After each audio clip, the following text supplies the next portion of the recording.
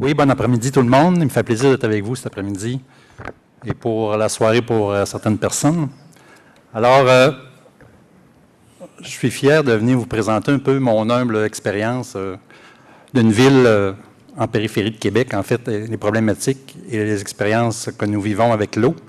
Alors, c'est sûr que ça va être un peu différent. Vous comprendrez que ça va être un peu moins scientifique, mais c'est une expérience vécue. Alors, ça va être un peu la ville de Saint-Raymond. Alors, Saint-Raymond, c'est une force de la nature, c'est un peu notre slogan.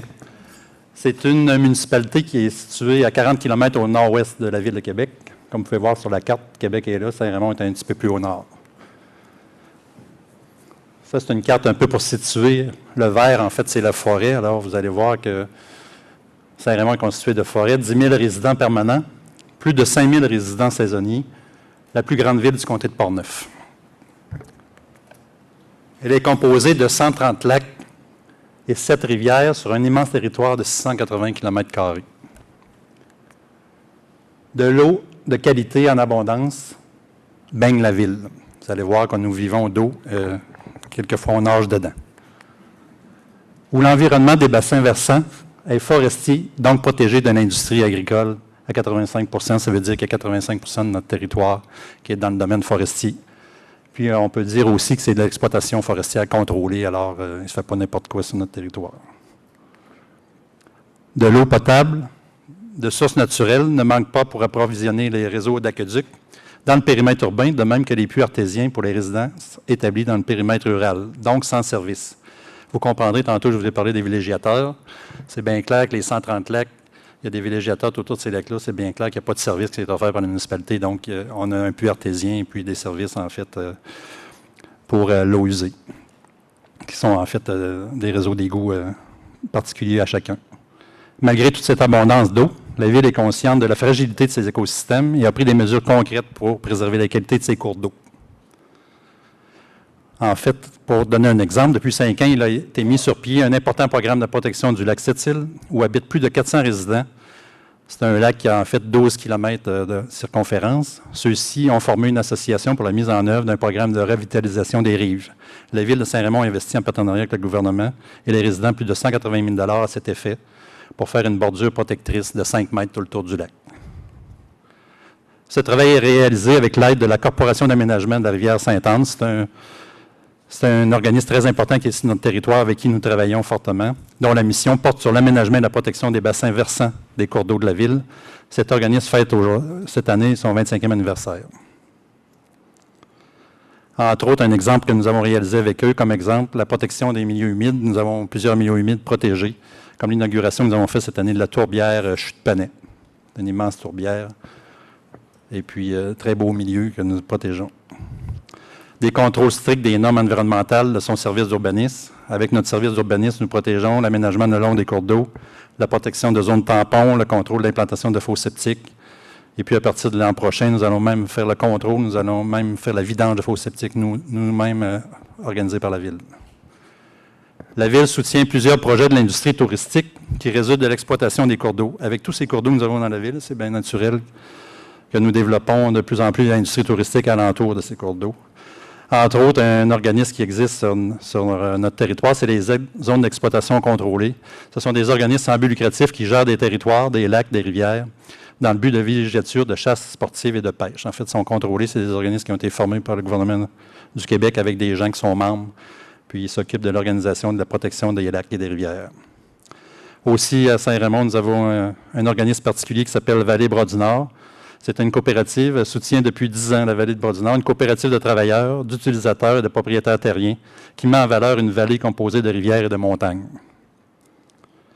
Cette vallée attire annuellement plus de 35 000 amants de la nature pour y pratiquer des activités sportives telles que descente en canot, promenade dans des sentiers pédestres, comme vous pouvez voir sur la passerelle qui traverse la rivière, du canyoning, descente des chutes, et puis du vélo de montagne le long de la rivière Nelson.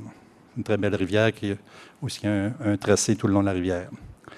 Ce qui est particulier aussi dans notre région, c'est qu'en hiver, il y a beaucoup de neige, une des principales régions du Québec où il y a de la neige. Alors, les cours d'eau sont gelés, c'est utilisé pour les activités sportives. Alors, la motoneige, on sert des lacs, des pistes en forêt sur les lacs. On peut voir vraiment, on peut traverser sur les lacs parce qu'il y a des fois des glaces de plus d'un demi-mètre d'épaisseur. Alors, ça nous permet de traverser sur les lacs pour faire des activités d'hiver. Comme on peut voir sur le lac Sept-Îles de tout à l'heure qu'on protège, on a en fait une patinoire de 13 km tout le tour du lac qu'on voit à droite. Puis c'est la piste que nous voyons à gauche. Là. Puis c'était la plus grande, en fait, ça a été classé comme la plus grande patinoire en Amérique du Nord. Alors c'est quelque chose qu'on utilise aussi pendant l'hiver.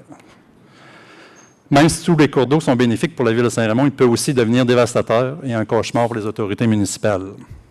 Il faut savoir que 2 de ces rivières traversent le périmètre urbain de la ville, dont une directement dans le centre-ville. Alors que ce qu'on voit au milieu de la photo, c'est vraiment la rivière qui est en train de déborder avec des glaces qui bloquent la rivière. De nombreuses inondations ont eu lieu au cours des 173 ans d'existence de la municipalité, plus impressionnantes et imprévisibles les unes que les autres. D'importantes mesures ont été mises en place par la Ville pour y remédier, soit l'installation d'un barrage brise-glace sur la rivière Sainte-Anne, l'analyse et le suivi bathymétrique et hydrologique en permanence, la construction de plusieurs clapets de systèmes de pompage de la Ville de façon à contrôler le niveau d'eau et les égouts pluviaux, la construction de digues pour relever les côtés de la rivière dans le centre-ville pour la protection des riverains. On a établi un plan de mesures d'urgence et un plan de communication en cas d'urgence, justement. L'aménagement d'un centre de coordination des mesures d'urgence. Et malgré toutes ces interventions et ces mesures de protection, nous constatons qu'à cause des changements climatiques, c'est-à-dire de fortes pluies sur plusieurs jours, quelquefois en hiver et des fontes prématurées des glaces, il se peut que la rivière sorte de leur lit d'une façon imprévisible et avec une violence jamais vue. Entre autres, c'est ce qui s'est passé en 2012, en mars 2012. Nous avons eu 5 jours consécutifs où la température a monté à plus de 20 degrés Celsius, puis la normale à ce moment-là était d'environ 0 degrés Celsius. Même s'il faisait très beau, sans une goutte de pluie, la rivière a débordé. La fonte rapide des glaces a provoqué une débâcle en amont de la rivière Sainte-Anne, et l'eau a atteint des niveaux records, soit en haut de la côte Centenale. L'embâcle des glaces dans le centre-ville a fait déborder la rivière par-dessus les digues, qui avaient pourtant été bâties un demi-mètre plus haut que la côte Centenale, c'est-à-dire à un niveau d'eau en eau libre pas vu depuis 100 ans, qu'on n'avait pas vu depuis 100 ans. Des quantités d'eau phénoménales sont arrivées. Une augmentation en moins de 12 heures, soit le débit normal est à peu près de 100 mètres cubes dans la rivière, 100 mètres cubes seconde. Au plus fort de la débâcle, 500 mètres cubes seconde, avec la descente des glaces de plus de 2 mètres d'épaisseur. Alors, on peut voir ici, un peu sur la photo, ça, c'est le lendemain, parce que la rivière s'était un peu résorbée. Puis ça, c'était l'épaisseur des glaces. Il a descendu des glaces à ce niveau-là, dans la rivière. C'est un petit peu épeurant pour les riverains. Cela a provoqué l'évacuation de plus de 700 résidents riverains, quelques résidences de personnes âgées, des commerces, etc. Les glaces ont frappé le pont qui traverse la rivière Sainte-Anne. Cela a entraîné sa fermeture à cause d'un danger d'effondrement. Les accès et les routes ont été coupés. Comme on peut voir, à un moment donné, les glaces ont été plus haut que le pont, alors vraiment, le pont était un frein à la descente des glaces. Des mesures d'urgence ont été mises en place par le ministère de la Sécurité civile du gouvernement du Québec, le tout sans panique de la part de la population, il faut le dire, parce que les gens de Saint-Raymond sont quand même habitués au soubresaut de la rivière, mais ce soubresaut-là, ça faisait longtemps qu'ils n'avaient pas vu. Après 3 jours, la rivière a pris son cours et les gens ont pu réintégrer la résidence. Certains ont dû constater les dégâts, évaluer de lourdes pertes matérielles et réparer leurs propriétés. On peut voir les chemins, en fait. Plusieurs personnes ont pris 3 semaines à 1 mois avant de pouvoir reprendre leur vie dans leur maison. L'Hôtel de Ville a eu des dommages considérables, en plus des routes à réparer et à reconstruire. Alors, c'est quand même des coûts importants pour la municipalité. Comme quoi, l'eau peut apporter des catastrophes naturelles imprévisibles. Alors, c'est notre petite histoire de Saint-Raymond. Merci.